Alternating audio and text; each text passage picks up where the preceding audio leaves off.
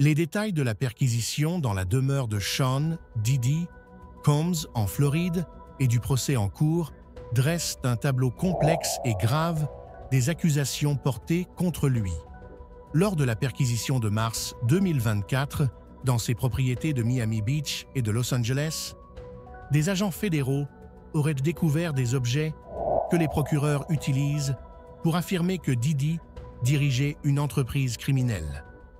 Parmi ces objets figurent environ 1000 bouteilles d'huile pour bébé et de lubrifiant Astroglide réparties dans ses propriétés, dont 40 bouteilles dans une seule maison, prétendument liées à des freak-offs, des soirées sexuelles débridées décrites par les procureurs et corroborées par le témoignage de Cassandra Cassie Ventura.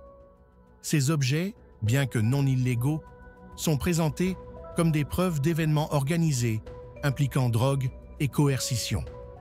Plus accablantes sont les découvertes de substances illégales comme la MDMA liquide, ecstasy et le GHB, parfois déguisées en huile pour bébé, de la poudre rose contenant de la kétamine et de la MDMA, et des armes au numéro de série rasé, suggérant une activité criminelle grave.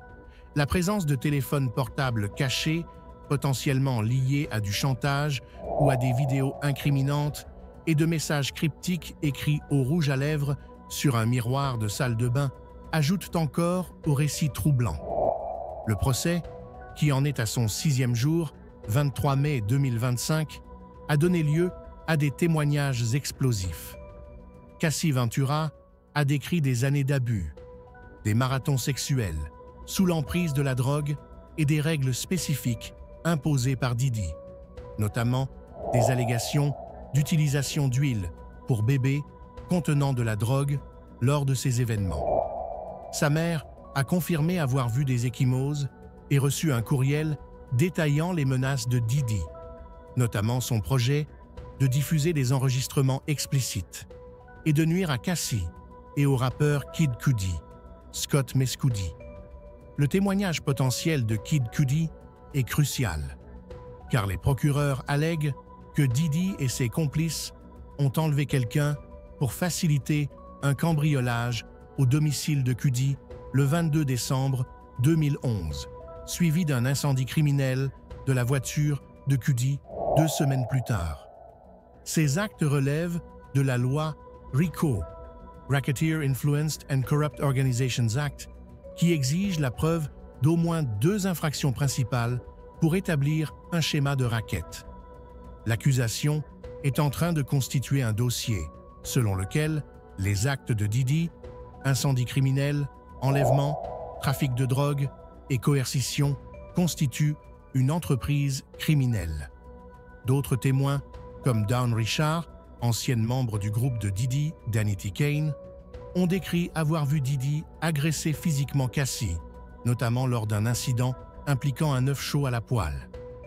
Carrie Morgan, ancienne amie de Cassie, et David James, ancien assistant de Diddy, ont détaillé un schéma de violence, de contrôle et un environnement de travail toxique. Les allégations de coercition de Gina Huynh concernant une grossesse ajoutent une couche supplémentaire, suggérant un schéma plus large de manipulation. La stratégie de la défense semble se concentrer sur le détournement de responsabilité, par exemple en prétendant que les substances appartenaient à d'autres, ou en remettant en question la présence d'objets féminins dans la chambre d'hôtel de Diddy, mais ces efforts pourraient involontairement renforcer le récit de l'accusation. La comparution de Diddy au tribunal, cheveux gris, lecture de la Bible, signe du cœur à sa famille, semble destinée à l'humaniser, mais témoins et commentateurs suggèrent qu'il s'agit d'une façade destinée à détourner l'attention des preuves. La présence de ses filles lors du témoignage de Cassie sur les actes sexuels a été critiquée, la qualifiant de tentative mal avisée d'influencer les jurés, potentiellement contre-productive compte tenu de la cruauté des allégations. Les nouvelles preuves, notamment les objets trouvés lors de la perquisition, les témoignages corroborés et l'appel au 911 relatif au cambriolage de 2011 pourrait renforcer considérablement le dossier de l'accusation. Si le témoignage de Kid Cudi confirme l'enlèvement et l'incendie criminel, il pourrait renforcer les accusations de Rico.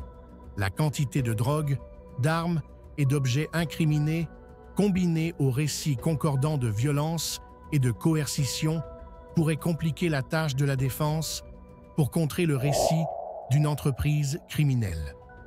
La perception du public et des jurés, déjà intense compte tenu de la salle d'audience bondée et des réactions viscérales, pourrait encore pencher en défaveur de Diddy à mesure que de nouveaux témoins, comme Gina Wynn ou d'autres membres du personnel, témoigneront.